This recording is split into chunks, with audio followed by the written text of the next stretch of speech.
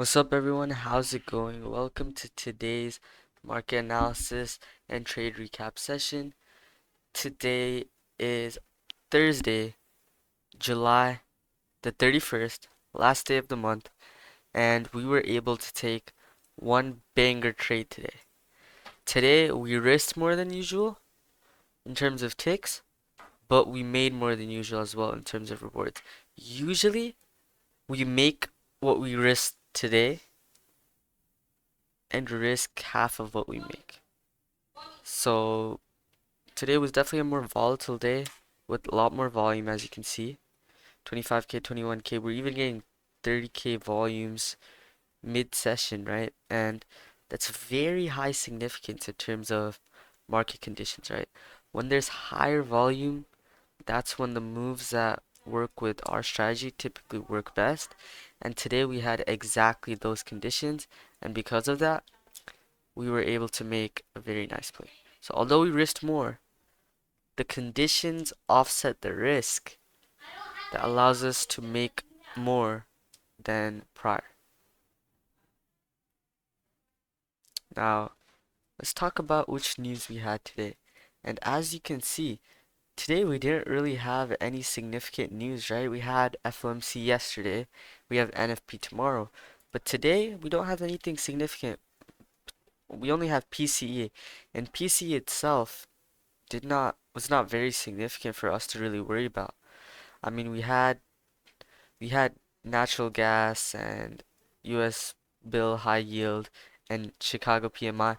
But again, that's not too significant that will actually impact the markets from a price movement perspective. Chicago PMI, it won't move the equities that much. Natural gas storage might move oil and crude oil to a decent extent, but it won't move ES mini futures or NQ mini futures. So we didn't really have anything today regarding news to worry about, but from what we got yesterday from FOMC, that played a big role into why we were able to take the trade, which we did. So let's dive straight into the market analysis and let's begin with talking over our pre-market game plan coming into the day. So what I noticed both on ES and NQ, focusing on ES for now, which is the one that's displayed, what we saw was during FOMC yesterday, right? If we take a look at the movement, we didn't really move that much. We're just on a 30-minute time frame, we're just chopped, right? Day before that, we did make a move, but in this, we were just essentially choppy. And during FOMC, if you can take a look at the amount of volume that we have gotten, right? This volume is very, very, very significant. And what we saw was that price made a move down, but then that doesn't matter because how FOMC ended up was very positive. If you take a look at the movement resulted from FOMC, let's take a look, right? Up till these highs, 1% on the S&P futures. 1% in a singular day is very significant. I know it does not seem like it because 1% is just 1%, right? But if you think about it on a higher time frame perspective, the S&P 500 annual average returns have been around 10% if you look on a historical record, right? And we made 1/10 of what we can in a year in a single day in terms of upwards price action. Now, of course, there's going to be down days that might look like this as well, but a movement of that nature is very significant because of its correlation to the overall returns of the market within an annual time frame perspective and within a historical perspective as well. So we saw this very significant move towards the upside, and after market closed and we saw Asian markets open, what we saw was that price gapped up once again. We created this gap right here, and because of that gap, it confirmed the fact that we created a big imbalance yesterday. Typically, whenever we see FOMC moves, especially things of this nature where there's clear movement towards one side, typically the price tries to balance itself and fill in imbalances. If you think of things in a mean reversion mindset, similar to how Jim Simmons, one of the best hedge fund traders or hedge fund founders of all time, viewed different things. I know he does it in a more mathematical focused perspective. He essentially utilized the concepts of mean reversion quite a lot. And we essentially did that here as well today, catching a piece of that mean reversion because we saw this imbalance and already up at this point, even up here, right? Up here, markets were overbought. Like, let's make that clear. Markets were clearly overbought over here. Realistically, markets where they're sitting at right now in terms of fundamental perspective, realistically, they likely should not be this high. And there are many different things that can go into it, but simply by looking into consumer sentiment analysis, there's a lot of greed within the market. It's like extremely high greed. And typically when we see extremely high greed, we we identify the fact that the market's overbought. Let me just let me just look at the VIX volatility index to confirm this fact, right? Okay. So, look at where we're sitting at right now in the VIX, right? We're sitting in this zone that we marked out in this pre-week analysis, right? A lot of times that we captured into this area, which is a plethora of times, we saw the price made big mean reversions. These are significant moves, right? Of course, there's this zone lower as well, but that's going to be in extreme cases. If we simply keep this level right here without looking at the extremes, because prior extremes were pretty significant, but if you look in the recent scenario, starting from last year, July to current day, this 14 to 15-ish zone has been creating much more mean reversion mindsets. In the last year, we only tapped into this 10, 11, 10.5 to 13 zone only once. And we've tapped into this area. Let's count how many times. 1, 2, 3, 4, 5, 6, 7, 8, 9, 10, 11, and now 12 times. 12 times. Or we can say 10 times, right? Because in the 10 times that we've, or let's say we can include these as well, right? But these would be breakouts. So let's say 13 or 14, right? Let's go with 14, a higher number, or maybe even 15. Let's say 15. Out of 15 times we've came to this 14 to 15 level, 12 out of those 15 times we rebalanced and we reverted to the mean. Look at these big moves, right? We saw this news dump that we saw prior. But still, even when we don't do that, we typically make a big size retracement at least to these 25-ish levels, right? And by leveraging that fact around 25, by leveraging that fact, we can make a pretty good estimate with the fundamental analysis as well, right? We already know greed is extremely high in the markets. And let me see if I can pull that up. I'm pretty sure we should be able to see it on Financial Juice. Okay, let me pull up its Twitter and then see. Okay, I'll bring it up for you guys.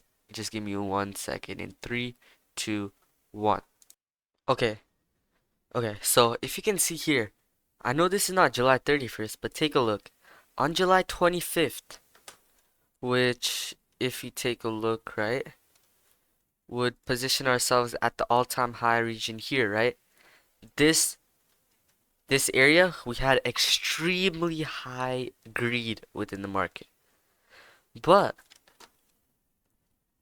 what you see now is that we had extremely high greed. The the VIX, the volatility index, came back to those levels, and now we're here. And but is that because of what the market participants want to lead? Is that in a valuation standpoint the right place to be? Or is it simply there because of the news data and potential algorithms following whatever has been said at news, pushing price upwards insanely, right? It's likely because of FOMC.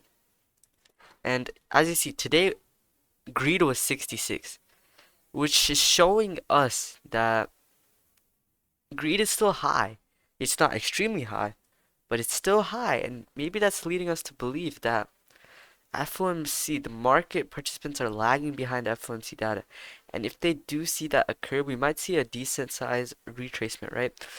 And pulling at this again, assume that this side results in overbuying, this side results in overselling, this results in buying, this results in selling, this results in buying, right? What we saw was that we went from an overbuying perspective to a buying perspective, which, if you think about it, how would that look like on a chart? This would be the area where we're overbought. We make a retracement balancing out that overpriced area, and maybe this is the area where we buy. So market hinted that price may want to make a retracement. So putting all that together, we put ourselves in a pretty strong selling bias for the day. And what we wanted to see was to at least fill this gap, whether that be on ES or NQ, and that would be our first target. If we break below this level right here, where we marked out imbalance below, we realistically should be able to head lower until this 15-minute area, or more specifically this liquidity down here. And if you take a look at that, we went directly towards that liquidity, and then we made a move up. So that liquidity was very significant. I'm going to go ahead and remove this 15-minute simply because that level seems to be holding high significance already. But that entire area was a target to fill that imbalance. And we were expecting price to do so if we break this level. But for now, coming into market open, we put ourselves in a perspective that price will at least head down lower here and fill in this gap.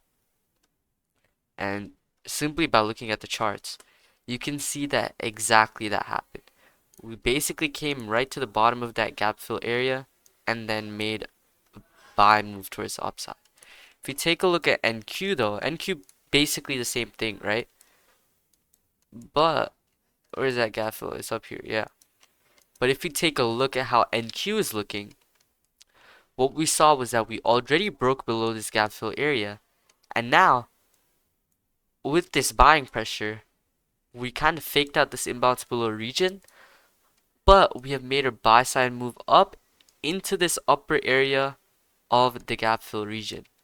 So it looks like we're breaking and retesting that gap fill region and also testing this 5-minute fair value gap.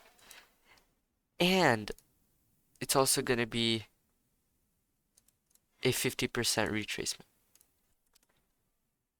And on ES, we saw the same thing. We filled this area, right?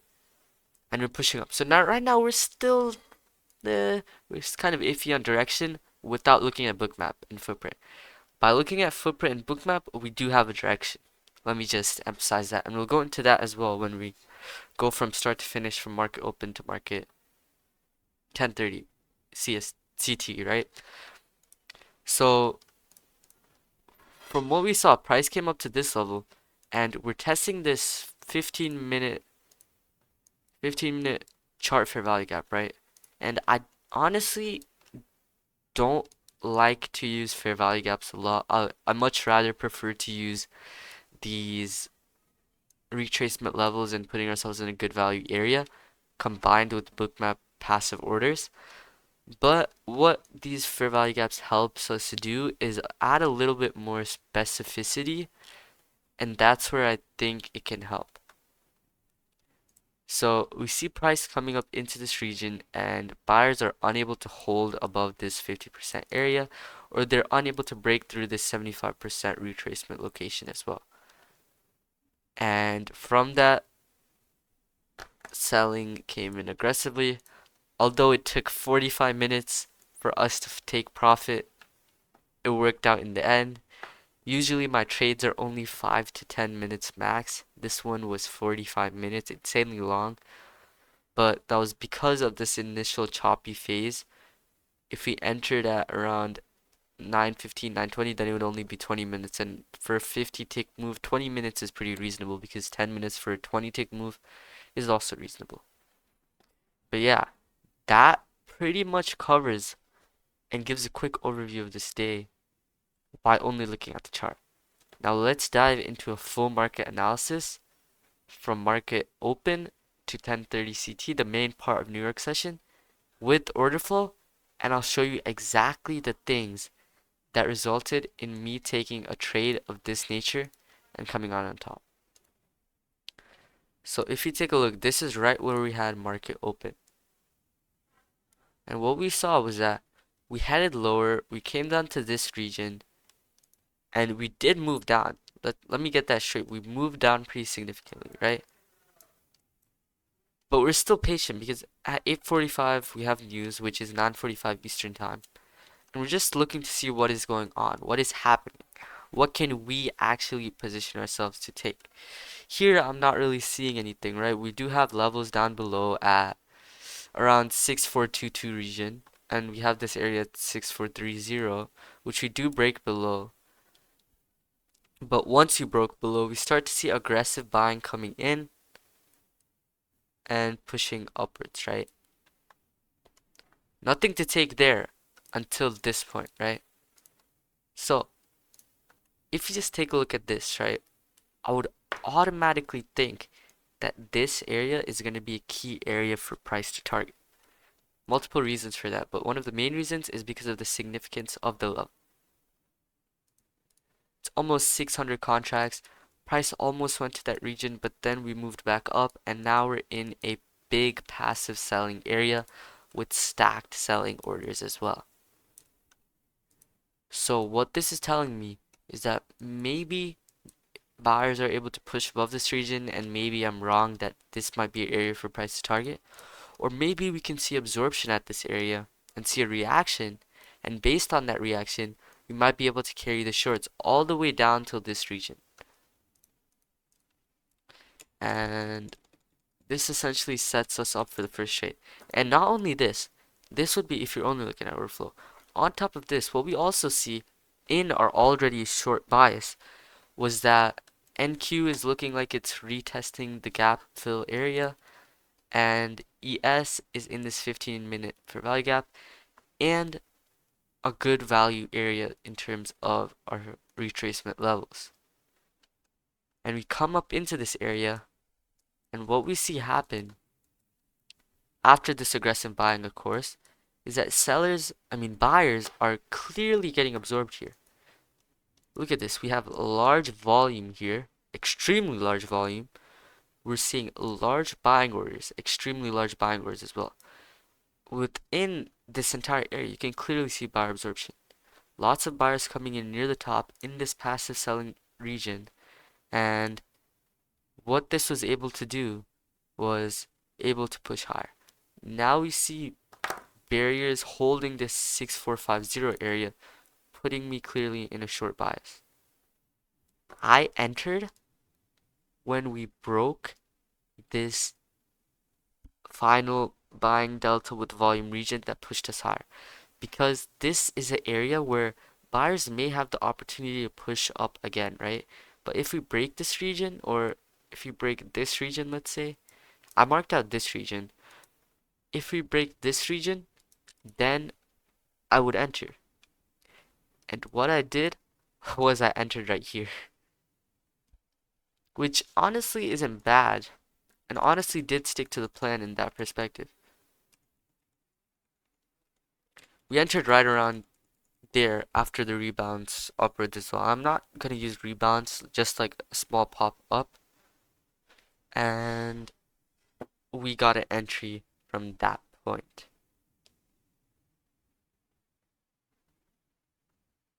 And unfortunately, what we saw after that was that price flushed back up. We kind of faked out this region, right? We pushed below it a little bit with aggressive selling, and then buyers pop back in again. I already entered, so it's quite scary. But we kept our stop at 6450.5, which was half a point above this passive region. We saw we saw passive seller urgency after we moved down. This area held its orders. So I kept it a little bit over that, just half a point, which means that if passive selling urgency cannot hold, it's likely that we'll break this region entirely. And that's where I placed my stop. If we break 6450, our mental stop is initiated, but we left that 0.5 area of room just in case we touch that 50 area and then start popping down, which is typical. And that's exactly what we see, right? If you look on the footprint chart, we touch 6450 exactly, and then from that point onwards, that's when we started selling off. It was very, very scary being in this trade because we were only 2 ticks away from getting stop loss for higher risk than we usually take.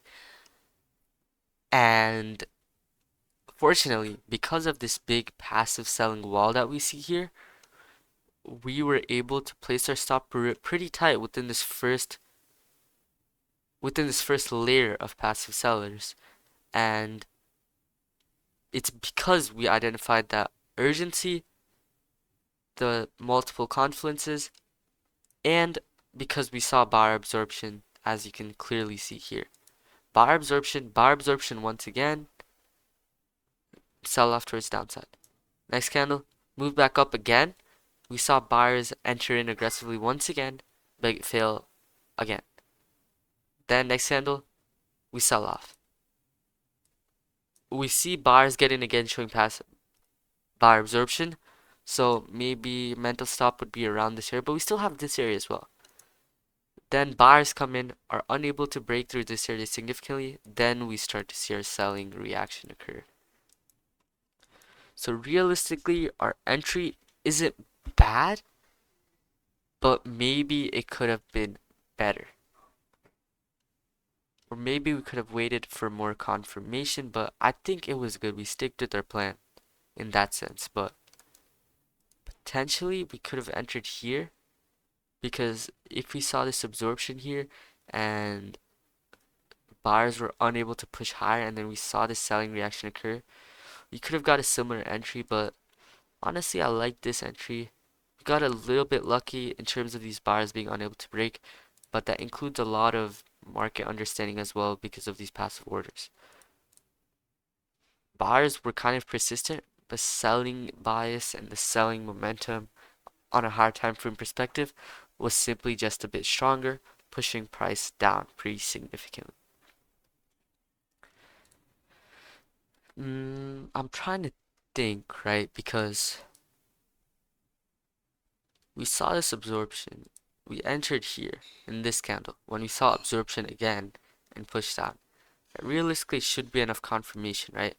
I do understand we do have a passive buyer wall here, but realistically, how significant is that compared to this big region right here, right?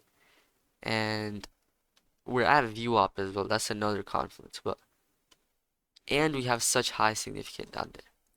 I also want to highlight. I'll highlight that later. You'll go ahead and see that, but finally, these sellers start to pop in after touching that 6450 area once again. Now I'm really thinking like when we hit that 6450 area, I was mentally prepared to take a loss, right? Because if we simply pushed above maybe 1 tick, that showed to me that buyers were extremely persistent, and although they got absorbed, sellers were unable to come through with a good amount of power, which is showing to me that potentially selling may not want to come in, but because of our fundamental analysis, we know that selling is going to come in. And honestly, taking the shorts look really good, especially at this point, right? Seller urgency, icebergs, seller reaction. It's just that these buyers are persistent and keep coming back towards that 6450 area. But because we got a bit lucky, not lucky, but because we knew that passive selling location was there, we were able to keep a stop loss at a very critical point that would cater invalidation. And also, you might want to call this lucky, but honestly, it's not lucky because we knew that passive selling location and because we kept our stop at a viable area to give price room to move. And finally, we start to see some selling reaction after 20 minutes of being in the trade, almost getting stopped out. And then we start to move down. Now, I see this region at 6435 and 6430, and as you see, we did exit around 6431, and I'll let you know why as well, but nothing really invalidating our trade here at all. We start moving down. Where is that? Selling aggression. We exited around this 6430 area simply because we started seeing a very aggressive buying come in. This barrier started getting more significant and buyers started to show a tad bit more urgency. So I was in the trade until 6431. I know we did see these buyers pop in, but nonetheless, we still had extremely high selling aggression. And as you see there, we saw selling urgency right there, helping push price down lower. And right around here, we took our take profit. And because we didn't know if we're gonna break that 6430 area, it's hard to predict at this point. We have to wait for more time to know if we're gonna break or not. It's much more safer to take profit around this region, and that's exactly what we did, capturing 55 ticks on ES with a 23 tick stop loss with a risk reward of around 2.4, which was pretty good. And as you see, the rest of the day was pretty much towards the downside. I'm gonna see if there was anything we may have missed. Actually,